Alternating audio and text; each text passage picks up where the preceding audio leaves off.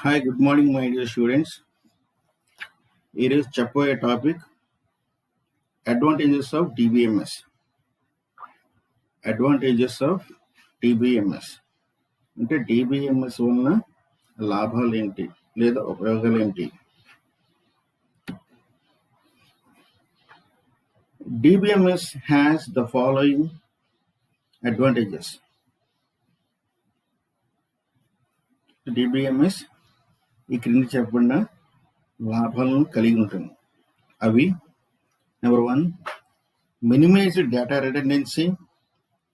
Number 2, elimination of inconsistency. Number 3, sharing of data. Number 4, data security. Number 5, flexibility of the system or ease improvement. Number 6, standards can be enforced. Number 7, data integrity. And number 8, provides backup and recovery. అంటే ఈ క్రింది లాభాలను కలిగి ఉంటుంది. అవి ఏంటంటే minimized redundancy, రెండవది elimination of inconsistency, మూడవది sharing of data, 4 data security, 5 flexibility of the system is improved or standards can be enforced. Number 7, data integrity. And number 8, provides backup and recovery. ఇలా మొత్తం మనకి 8 అడ్వాంటేజెస్ కలిగి ఉంటుంది DBMS అనేది. అది 1 by 1 మనం డీప్గా నేర్చుకున్నాం.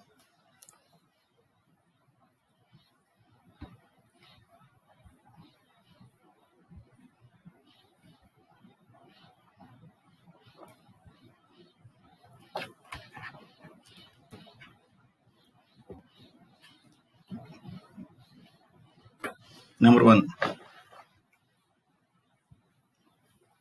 minimized data redundancy. Minimized redundancy అంటే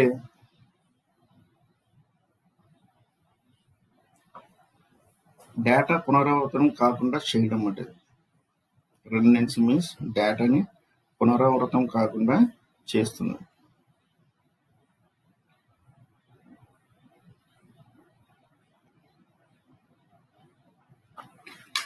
The data in a DBMS is more concise because, as a general rule, the information in it appears just once.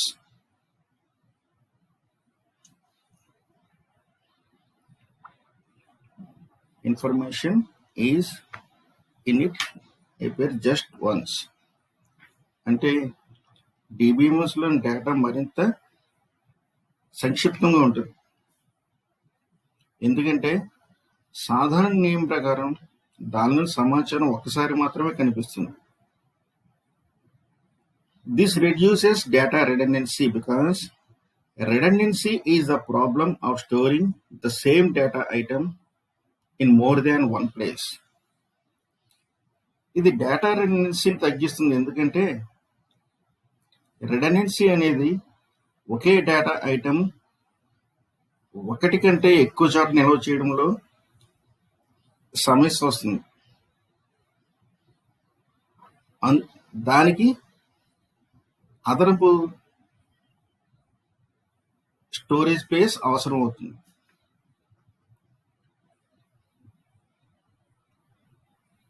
Redundancy creates several problems like requiring extra storage space, entering same data more than once during data insertion and data deletion, data from more than one place during deletion.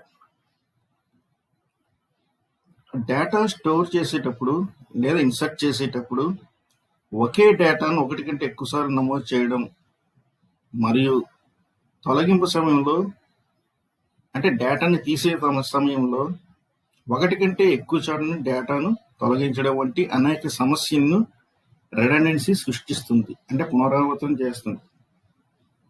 అంటే ఒకటి కంటే ఎక్కువ సార్లు చేయడం వల్ల మనం దానికి storage space ఎక్కువ అవుతుంటుంది.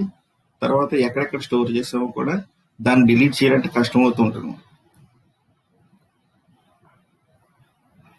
Minimizing redundancy can therefore significantly reduce the cost of storing information on hard drives and other storage devices and wastage of time in entering data again and again.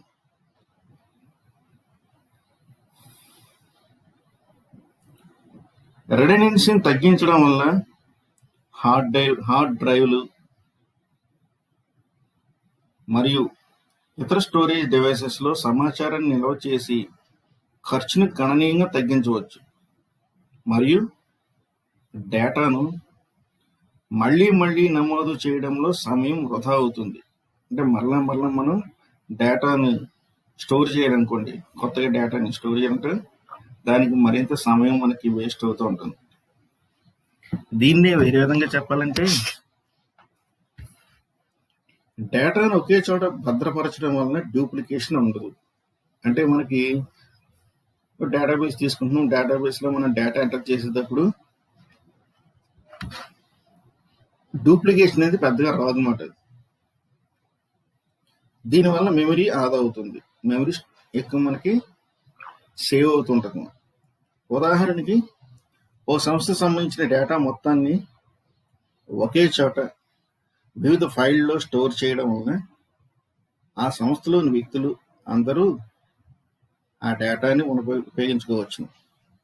ఇప్పుడు సపోజ్ మన college ఉంది, మన కాలేజీలో మనకి మీ students మొత్తం data అంతా store అయి ఉంటుంది. అంటే మనకి ఎలా స్టోర్ అవుద్ది, మీ డేటా అంతా మనకి ఎగ్జామ్ సెషన్ అనుకోండి, ఎగ్జామ్ సెషన్లో ఏముంటుంది, మీకు సంబంధించిన మొత్తం సబ్జెక్ట్స్, స్టూడెంట్స్ సబ్జెక్ట్స్ అందరూ ఎవరెవరు ఏ సెమ్ రాశారు, ఏ సెమ్లో ఎన్ని సబ్జెక్ట్స్ పాస్ అయ్యారు, మొత్తం ఎవరికి ఫస్ట్ క్లాస్ వచ్చింది, ఎవరు ఫస్ట్ ర్యాంక్ వచ్చారు, ఎవరు సెకండ్ ర్యాంక్, ఈ డేటా అంతా కూడా ఎగ్జామ్ సెషన్ స్టోర్ అవుతుంది. అలాగే మనకి ఆఫీస్ ఉంది, ఆఫీస్ అంటే ఏం చేస్తారు, ఇక్కడ మీరు ఫీజు ఎంతమంది కట్టారు, ఎవరెవరికి ఎంతంత రీఎంబర్స్మెంట్ వచ్చింది అనే డేటా మొత్తం ఆఫీస్ దగ్గర స్టోర్ అయ్యింది. అర్థమైందా? అంటే డేటా ఏంటి ఏం చేస్తుంది, అక్కడ డిఫరెంట్ ఫైల్స్లో స్టోర్ చేసుకుంటాం. ఎగ్జామ్ సెషన్ చూస్తే ఎగ్జామ్ సెషన్ ఫైల్ ఉంచుకోండి, ఆఫీస్కి అయితే ఆఫీస్ ఫీజెస్ ఫైల్ ఉంటుంది. ఇలాగ మనకి డిఫరెంట్ ఫైల్స్ మనం స్టోర్ చేసుకుంటూ ఉంటాము. ఆ సంస్థలోని వ్యక్తులు అందరూ ఆ డేటాను ఉపయోగించుకోవచ్చు. ఇప్పుడు మా ఎగ్జామ్ సెషన్ ఏంటి కనుక ఎగ్జామ్ సెషన్ అందరూ కూడా మీ డేటాను మేము యూజ్ చేసుకుని దాని మీద మేము వర్క్ చేస్తుంటాం. ఆఫీస్ కూడా ఏం చేస్తారు, ఎవరెంత ఫీజు కట్టారు, ఎవరికి ఎంత రీఎంబర్స్మెంట్ వచ్చింది, ఇంకెంత ఫీజు పే చేయాలి, ఇదంతా కూడా వాళ్ళు చూసుకుంటుంటారు. కాబట్టి మీ డేటాను వాళ్ళు యూజ్ చేస్తుంటారు. ప్రతి వ్యక్తి ఒక ఫైల్ని క్రియేట్ చేసుకోవాల్సిన అవసరం ఉండదు. ఇప్పుడు ఎగ్జామ్ సెషన్ ఉందనుకోండి, మీ ఫైల్ మేము క్రియేట్ చేసుకున్నాం, ఆ ఎగ్జామ్ ఆఫీస్ నుంచి మేము డేటా తెచ్చుకుంటాం. అంటే అక్కడి నుంచి డేటా తీసుకుని మేము ఆ డేటాని యూజ్ చేసుకుని దాంతో మాకు కావాల్సిన విధంగా మేము దాన్ని వర్క్ చేసుకుంటాము. అంటే మీ స్టూడెంట్ రిజల్ట్స్ చేస్తూ ఉంటాము. అలాగే మీకు అప్లికేషన్ ఫామ్ జనరేట్ చేసి ఆ అప్లికేషన్ ఫామ్స్లో మీరు డేటా అంతా క్లియర్గా ఉందో లేదు, ఎవరు ఏ సెమ్కి వెళ్తున్నారు, ఎవరికి ఏ సబ్జెక్ట్స్ ఉన్నాయి, మొత్తం అంతా కూడా మీ బ్యాక్లాగ్స్ ఏమున్నాయి, ఇలా ప్రతి డేటా కూడా మీకు ఇస్తుంటుంది. దాన్ని చూసుకుని మీరు దాన్ని మాడిఫై చేసి మాకు పంపిస్తారు, మేము దాన్ని కరెక్ట్ చేసుకుంటాం. ఇది ఎక్కడ తీసుకుంటాం, మేము జనరల్గానే ఆఫీస్ నుంచి తీసుకుంటాం డేటాని. కొత్తగా మేము చేయనవసరం లేదు, ఆఫీస్లో స్టోర్ అయిన డేటాని మేము తీసుకుని దాన్ని ఉపయోగించుకుని మేము వర్క్ చేసుకుంటాం. అర్థమైందా? ఇంకోసారి ఎంటర్ చేయనవసరం లేదు. అది డేటా రిడెండెన్సీ అంటే డూప్లికేషన్ నివారించడం అన్నమాట. Next number 2, sharing of data. Sharing of data.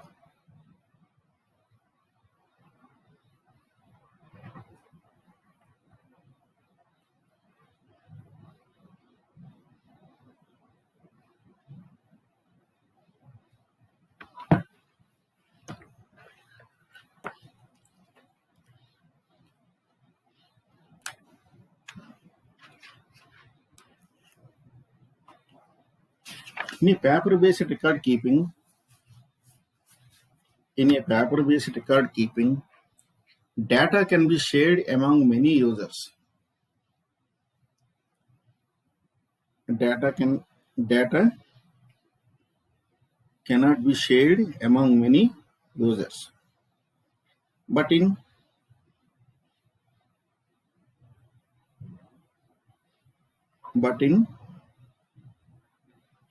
computer DBMS, many users can share the same database if they are connected through a network.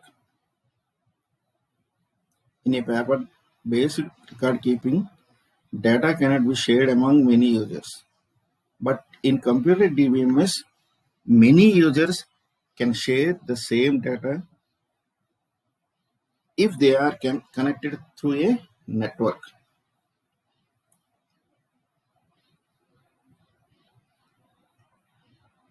అంటే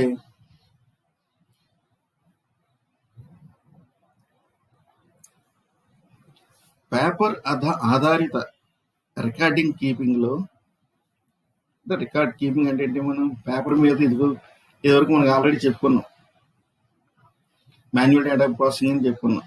మాన్యువల్ డేటా ప్రాసెసింగ్ అంటే ఏం చేసాం, అంతా కూడా పేపర్ మీద మనం రికార్డ్ డేటా స్టోర్ చేసుకుంటాం, దాన్ని రికార్డ్ కీపింగ్ సిస్టమ్ అంటే అని చెప్పుకున్నాం.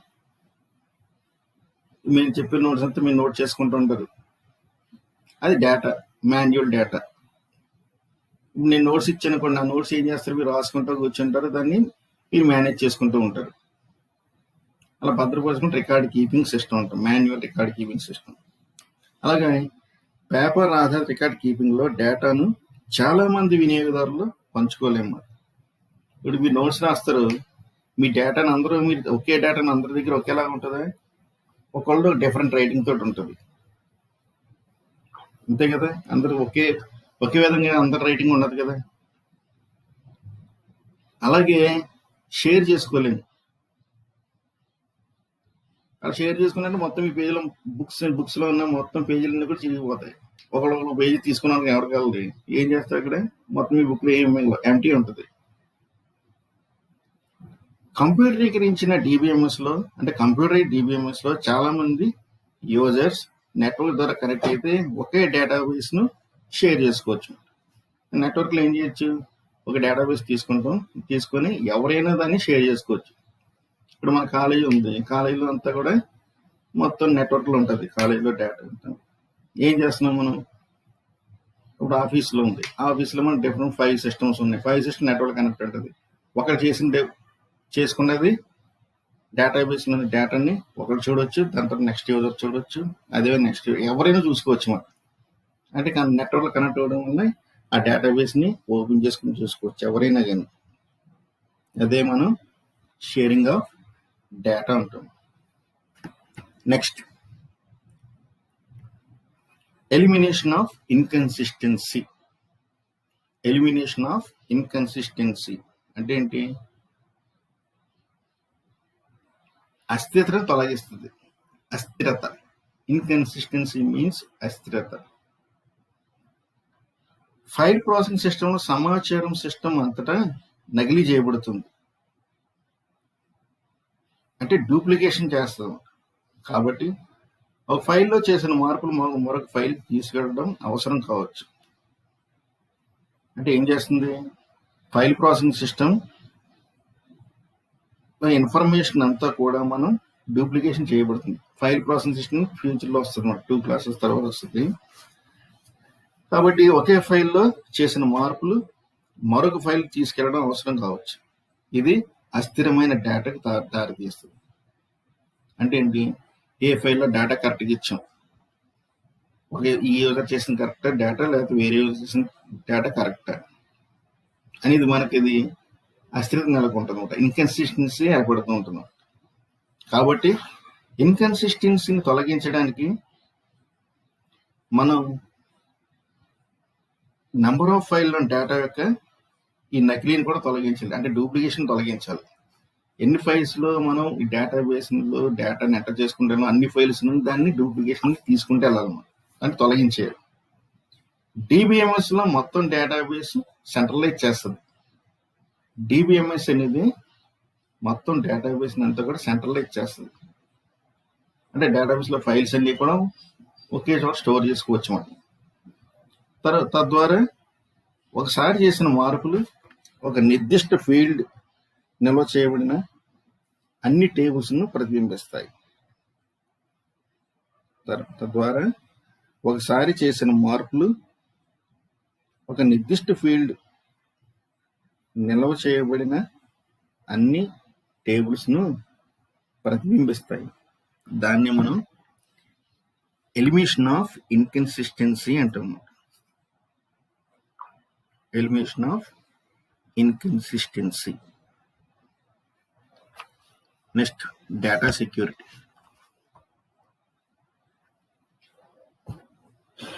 Data security. We can restrict certain people from accessing database or allow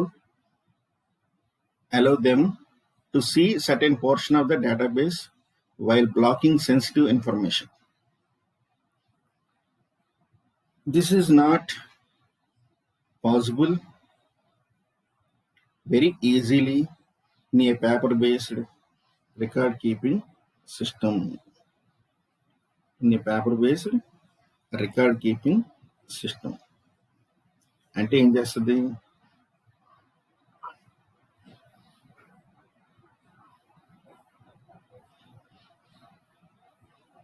data security అంటే డేటా భద్రత అంటాం మరి దాన్ని.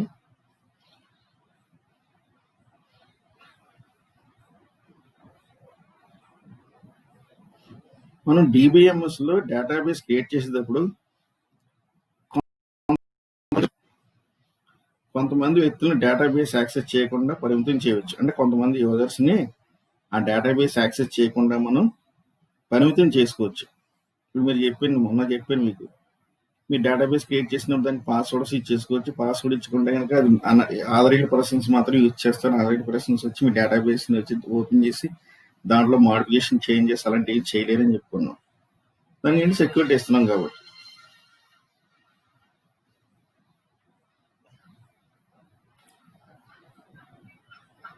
అలాగే మనం ఎంటర్ చేసే ఇన్ఫర్మేషన్ అంతా చాలా సెన్సిటివ్గా ఉంటుంది. దాన్ని నిరోధించేటప్పుడు డేటాబేస్ కొంత భాగాన్ని చూడడానికి వారిని అనుమతించవచ్చు. అంటే మనం దానికి కొన్ని షరతులు ఇచ్చి వాళ్ళకి డేటాబేస్ని చూడడానికి మనం అంగీకరించి వాళ్ళని యూజ్ చేసుకోవచ్చు. పేపర్ బేస్డ్ అంటే పేపర్ ఆధారిత రికార్డ్ కీపింగ్లు చాలా తేలిగ్గా సాధ్యం కాదు. అంటే ఏం చేస్తుంది, పేపర్ బేస్డ్ సిస్టమ్ అయితే అంటే ఫైల్ ప్రాసెసింగ్ సిస్టమ్ ఉంటాం. దీంట్లో చాలా కష్టమైనమాట సెక్యూరిటీ అనేది. ఎందుకంటే ఇప్పుడు మనం ఏదైనా ఫైల్ తయారు చేయనుకోండి, ఏదైనా ఫైల్ ప్రోగ్రామ్ రాసింటే ఆ ప్రోగ్రాంలో మొత్తం 5-6 ఫైల్స్ క్రియేట్ చేసుకోవాల్సి ఉంటుంది. అంటే డేటాబేస్లో డేటాని ఇన్సర్ట్ చేయడానికి ఒక ఫైలు, డేటాని తొలగించడానికి ఒక ఫైలు, డేటాని మాడిఫై చేయడానికి ఒక ఫైలు, డేటాబేస్లో డేటా చూడడానికి ఒక ఫైలు, డేటాబేస్ని బయటకి ఒక ఫైల్, ఇలాగ రకరకాల ఫైల్స్ తయారు చేస్తాం. ఈ ఫైల్స్లో మనం ప్రతి ఫైల్లో నా డేటాను మనం తీసుకుంటే వెళ్ళాలన్నమాట. అన్నిటికి తీసుకుంటే వెళ్తాం ఏంటి, అక్కడ ప్రతిదానికి మీరు సెక్యూరిటీ ఇవ్వాలి. అంటే 5 ఫైల్స్కి మీరు సెక్యూరిటీ ఇవ్వాలి. అక్కడ ఇన్సర్షన్కి ఒక సెక్యూరిటీ ఇవ్వాలి, డిలీషన్కి సెక్యూరిటీ ఇవ్వాలి, అప్డేషన్కి సెక్యూరిటీ ఇవ్వాలి, వ్యూయింగ్కి సెక్యూరిటీ ఇవ్వాలి, అలాగే దాన్ని బయటకు వచ్చేయడం సెక్యూరిటీ. ప్రతి ఫైల్కి మీరు సెక్యూరిటీ ఇచ్చుకుంటూ వెళ్ళాలన్నమాట. కాబట్టి అది కొంచెం కష్టమైన పని అన్నమాట. అది అలా ప్రతిదానికి సెక్యూరిటీ ఉంటే భద్రత ఉంటే కష్టమైన పని. దీంట్లో పేపర్ బేస్డ్ రికార్డ్ కీపింగ్ సిస్టంలో. Next, flexibility of the system is improved. అంటే ఏంటి, సిస్టమ్ యొక్క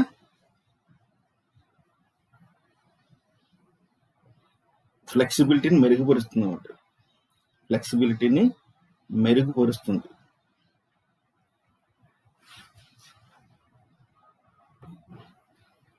Since changes are often necessary to the contents of the data stored in any system, these changes are made more easily in a centralized database than in a conventional system.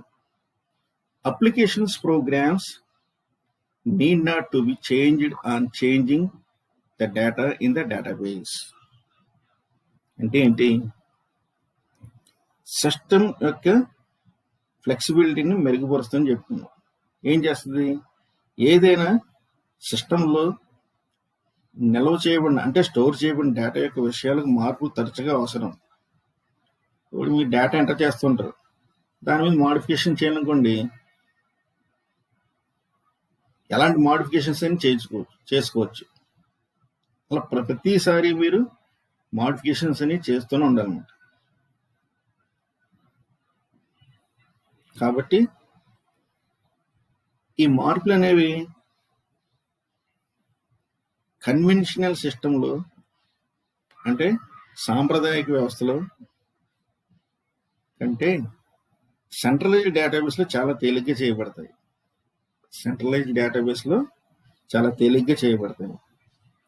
డేటాబేస్లో డేటాను మార్చడంలో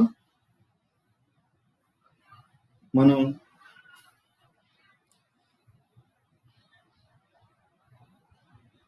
అనువర్తనాల programmes మార్చాల్సిన అవసరం లేదన్నమాట.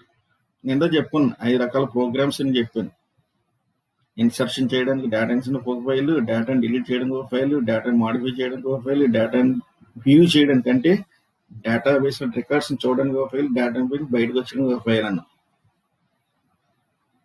ఇలాగైతే కనుక file conversion system ప్రతి దాంట్లో మోడిఫికేషన్ చేసుకుంటూ వెళ్ళాలి. దానికి అంటే కొంచెం కష్టమైన పని.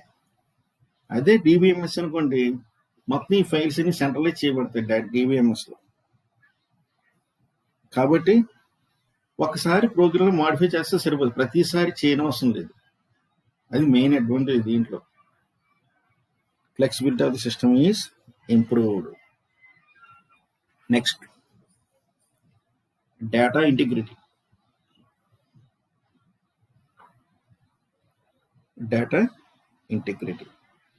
ఆల్రెడీ మనకి డేటా ఇంటిగ్రిటీ అంటే చెప్పుకున్నాము. ఎక్కడ చెప్పుకున్నాం?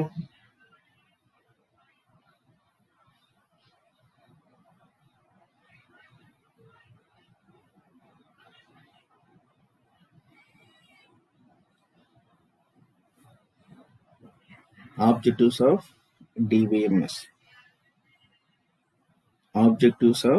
డిబిఎంఎస్ లో మనం చెప్పుకున్నాం ఇది already.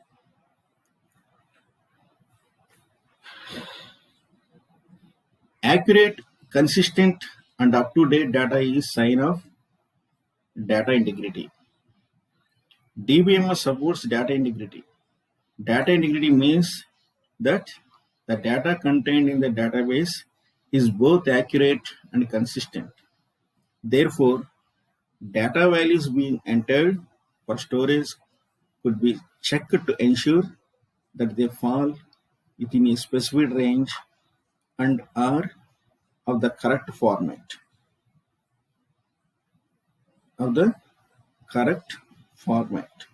Moreover, updates and changes to the data only have to be made in one place. అంటే ఏం చేస్తుంది? Accurate, consistent and up to date data is a sign of data integrity. ఖచ్చితమైన, స్థిరమైన మరియు నవీనమైన డేటా సమగ్రతకు సంకేతం అన్నమాట. అంటే ఖచ్చితమైన డేటా ఉండాలి, స్థిరమైన డేటా ఉండాలి, మోడర్న్ డేటా ఉండాలి. ఇది డేటా ఇంటిగ్రిటీకి మెయిన్ ఇండికేషన్ అన్నమాట, సంకేతం. DBMS supports data integrity. Data సమగ్రతకు డిబిఎంఎస్ మద్దతు ఇస్తుంది. ఎందుకంటే data integrity means that the data contained in the database is both accurate and consistent. Data integrity అంటే డేటాబేస్లో ఉన్న డేటా ఖచ్చితమైన మరియు స్థిరంగా ఉంటుంది. Therefore, data values being entered for storage could be checked to ensure that they fall within a specified range and are of the correct format. అందువలన store చేయడం కోసం నమోదు చేయబడిన డేటా విలువలన్నీ అవి నిర్దిష్ట పరిధిలో ఉన్నాయని మరియు సరైన ఫార్మేట్లో ఉన్నాయో లేదో తనిఖీ చేయవచ్చు. Moreover, updates and changes to the data only have to be made in one place. అంతేకాకుండా డేటా నవీకరణలు అంటే అప్డేషన్స్ మరియు మార్పులు ఒకే చోట చేయవలసి ఉంటుంది. అదే ఫైల్ కన్వర్షన్ సిస్టమ్ అనుకోండి, 5 ఫైల్స్ ఉంటాయని 5 చోట్ల మీరు మాడిఫికేషన్ చేసుకుంటారు. కానీ ఇక్కడ డిబిఎంఎస్లో వచ్చేసరికి ఒక చోట చేస్తే సరిపోద్ది. మాడిఫికేషన్స్ అన్ని ఆ మార్పులకు చేర్పులు ఒకసారి చేస్తే సరిపోతుంది. నెక్స్ట్,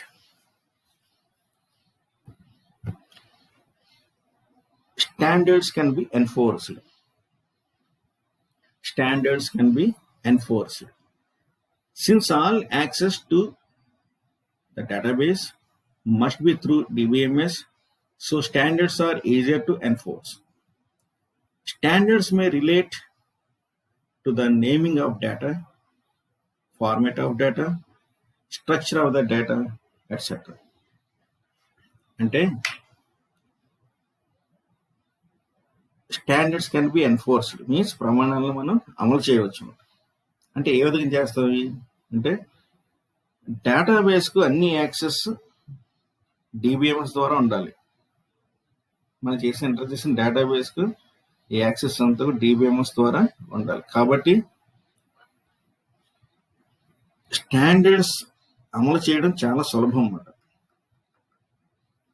డేటా పేరు పెట్టడం, డేటా ఫార్మాట్, డేటా నిర్మాణం అంటే స్ట్రక్చర్ ఆఫ్ ద డేటా నిర్మాణం మొదలైన వాటికి ప్రమాణాలు సంబంధం కలిగి ఉండవచ్చు.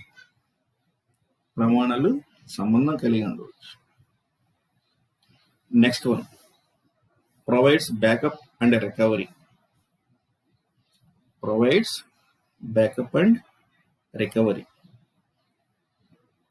Centralizing a database provides the schemes such as recovery and backups from the failures, including disk crash, power failures, software errors, which may help the database to recover from the inconsistent state to the state that existed prior to the occurrence of the failure. Through methods are very complex. Provides backup and recovery. అంటే backup రికవరీని అందిస్తుంది. Backup మరియు రికవరీని అందిస్తుంది. డేటాబేస్ను centralise చేయడం ద్వారా disc crash, power failures అంటే విద్యుత్ వైఫల్యాలు, సాఫ్ట్వేర్ లోపాల వంటి వైఫల్యాల నుండి మనం రికవరీ మరియు బ్యాకప్ పథకాలను అందిస్తుంది. అంటే ఇప్పుడు మనం బ్యాకప్ రికవరీ చేసుకోవడం వల్ల మనకి సపోజ్ డిస్క్ క్రాష్ అయినా కానీ మనం బ్యాకప్ చేసిన రికవరీ చేసుకోవచ్చు. ఇది డేటాబేస్ అస్థిరమైన స్థితి నుండి అంటే ఇన్కన్సిస్టెంట్ స్టేట్ నుండి కోలుకోవడానికి సహాయపడే స్థితి. అంటే మామూలు స్టేట్కి నుండి డేటా నుండి వైఫల్యం సంభవించే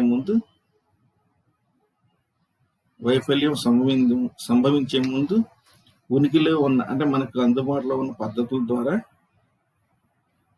చాలా క్లిష్టంగా ఉంటుంది.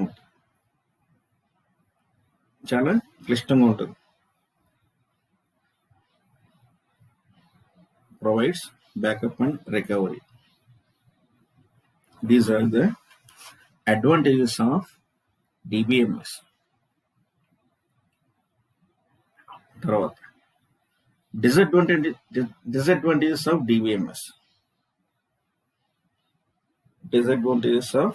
DBMS. అడ్వాంటేజెస్ ప్రతిదానికి అడ్వాంటేజ్ ఉంటే అలాగే కొన్ని డిసడ్వాంటేజ్ కూడా ఉంటాయి అన్నమాట.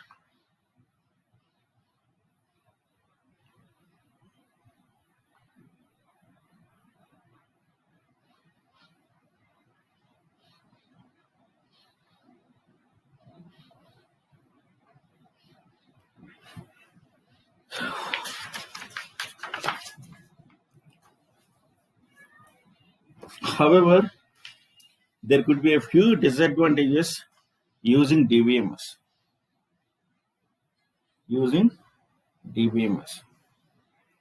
They can be as following.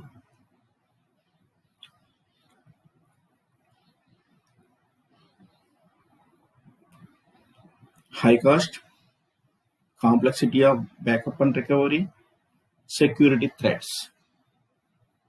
ఈ 3 ఉంటాయి జనరల్గానే. Disadvantage DBMS. High cost. A significant disadvantage of the DBMS system is cost. As DBMS needs computers, we have to invest a good amount in acquiring the hardware, software, installation facilities, and training of users. High cost. అధిక ధర. DBMS వ్యవస్థ యొక్క ముఖ్యమైన ప్రతికూలత ఖర్చు, cost మరి. DBMS కంప్యూటర్లు అవసరం కాబట్టి హార్డ్వేర్, సాఫ్ట్వేర్, ఇన్స్టలేషన్ సౌకర్యాలు మరియు యువత శిక్షణ కోసం మనం ఎక్కువ మొత్తాన్ని పెట్టుబడి పెట్టాలి. ఇప్పుడు ఎవరైనా కొత్తగా కోర్సులు వస్తుంటే నేర్చుకుంటూ ఉంటారు, ఫ్రీగా నేర్పుతారు. ఎవరైనా మనకు ఫీజు కట్టి నేర్చుకుంటున్నా మనం నేర్చుకోగలం, లేదంటే ఎవరో సరిగ్గా ఏం చెప్పరు మనం. కాబట్టి దానికి మనం ఏదైనా తీసుకోవాలంటే ముందుగా కొత్త సాఫ్ట్వేర్ దాన్ని నేర్చుకోవాలంటే మనకి ఫస్ట్లో ఫాస్ట్ ట్రాక్ కోర్సెస్ అని పెడతారు, దాని ఫీజు ఎక్కువ కలెక్ట్ చేస్తుంటారు. అంటే మనం నేర్చుకోవడానికి ఏదైనా సాఫ్ట్వేర్ నేర్చుకోవాలంటే కొత్తగా వచ్చిన సాఫ్ట్వేర్ మనం కొంత ఖర్చు పెట్టాలి, ఎవరు ఫ్రీగా నేర్పరు కదా. అది కాబట్టి ఫస్ట్ ఏదైనా ఇనిషియల్గా వచ్చినప్పుడు కొంచెం కాస్ట్ ఎక్కువ అవుతుంటుంది. Next, complexity of backup and recovery. ఎంత మీ బ్యాకప్ అండ్ రికవరీ అని చెప్పిన అడ్వాంటేజ్ ఇక్కడ డిసడ్వాంటేజ్లో కూడా ఉంది. అది కాంప్లెక్సిటీ కొంచెం కష్టంగా ఉంటుంది. ఎందువలన బ్యాకప్ చేసుకొని రికవర్ చేసుకుంటే కొంచెం టైం ఎక్కువ తీసుకుంటారు, టైం కన్స్యూమింగ్ ప్రాసెస్ ఉంటుంది. While centralisation reduce duplication, the lack of duplication requires that the database be adequately backed up so that in the case of failure the data can be recovered. అంటే ఏంటి? Backup మరియు recovery యొక్క సంక్లిష్టత, complexity. Centralised duplication తగ్గిస్తుండగా duplication లేకపోవడం database తగినంతగా backup చేయబడుతూ ఉండాలన్నమాట. అంటే ఒకసారి మనం ట్రై చేస్తాం కాబట్టి డూప్లికేషన్ ఎక్కడ చేయట్లేదు కాబట్టి మనం తగినంతగా ఎప్పుడు కూడా బ్యాకప్ చేసుకుంటూ ఉండాలి. తద్వారా వైఫల్యం విషయంలో డేటాను తిరిగి పొందవచ్చు. DBMS ఎన్విరాన్మెంట్లో బ్యాకప్ మరియు రికవరీ కార్యకలాపాలు చాలా క్లిష్టంగా ఉంటాయి. ఏం చేద్దంటే ఎప్పుడైనా రెగ్యులర్ బ్యాకప్లు ఉంచాలి. అంటే డైలీ మనకి ఇప్పుడు బ్యాకప్ చేసుకుంటూనే ఉండాలి. ఇప్పుడు మీరు సపోజ్ స్మార్ట్ ఫోన్ తీసుకున్నారు, ఎవ్రీడే బ్యాకప్ తీసుకుంటూ ఉంటుంది. అబ్జర్వేషన్ చేశారు మీరు? మార్నింగ్ టైంలో బ్యాకప్ తీసుకుంటారు, లేకపోతే ఈవినింగ్ టైంలో బ్యాకప్ తీసుకుంటుంటుంది ఆటోమేటిక్గా. అలాగే ఇది కూడా అంతే, బ్యాకప్ చేస్తూ ఉండాలి మనం.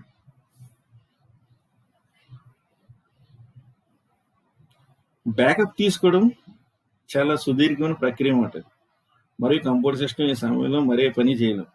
బ్యాకప్ చేసే టైంలో మళ్ళీ కంప్యూటర్ మనం ఇంకేం పని చేయలేం. చేసుకుంటే మళ్ళీ పాస్ అయిపోదు. కాబట్టి మనం కేవలం బ్యాకప్ రికవరీ చేసుకోవడానికి మాత్రం ఆ టైం పడదు. దాని మీద ఇంకా వేరే పని ఏమీ చేయలేము. అది complexity of backup and recovery. Next, security threats. Even with safeguards in place, it may be possible for some unauthorized users to access the database. So, security system must be very robust. If someone can bypass the security system, then the database would become open to any kind of mishandling. Security threats అంటే భద్రతా బెదిరింపులు అంటామన్నమాట. భద్రతా బెదిరింపు. Security ఉన్నప్పటికీ కొంతమంది unauthorised persons డేటాబేస్ని access చేయడం సాధ్యం అవుతుంది. కొంతమంది ఇంటెలిజెంట్ పీపుల్ ఉంటారు, వాళ్ళు మన పాస్వర్డ్ ఇచ్చిన ఆ పాస్వర్డ్ని కనిపెట్టేసి ఓపెన్ చేసి ఆ డేటాబేస్ని మనం మాడిఫికేషన్ చేసేయచ్చు. అప్పుడు మనం ఎంటర్ చేసిన డేటాబేస్ చేంజ్ అయిపోవచ్చు. అర్థమైందా? ఇప్పుడు కొంతమంది బాగా ఇంటెలిజెంట్ పర్సన్స్ ఉంటారు. మన అన్ని సెక్యూరిటీస్ కానీ ఏదో విధంగా ఓపెన్ చేసి దాని డేటాబేస్ డేటా కరప్ట్ చేయొచ్చు. కాబట్టి సెక్యూరిటీ వ్యవస్థ చాలా స్ట్రాంగ్గా ఉండాలి. ఇక్కడ ఎవరైనా భద్రతా వ్యవస్థను దాటవేయగలిగితే డేటాబేస్ ఎలాంటి దుర్వినియోగమైనా తెరవబడుతుంది. సెక్యూరిటీ స్ట్రాంగ్ లేదనుకోండి, డేటాబేస్లో డేటా ఎంటర్ చేసి దాన్ని ఏదైనా చేయొచ్చు, మిస్ హ్యాండిల్ చేయొచ్చు, లేకపోతే మనకి ఇంపార్టెంట్ డేటాను డిలీట్ చేసేయచ్చు, ఏదైనా చేయొచ్చు మనం. అందువల్ల ఏంటంటే సెక్యూరిటీ సరిగ్గా లేకపోతే డేటాబేస్లో ఉన్న డేటా ఎలాంటి దుర్వినియోగమైనా పాల్పడే అవకాశం ఉంటుంది. ఇది main disadvantages TBMS. Okay, students, thank you.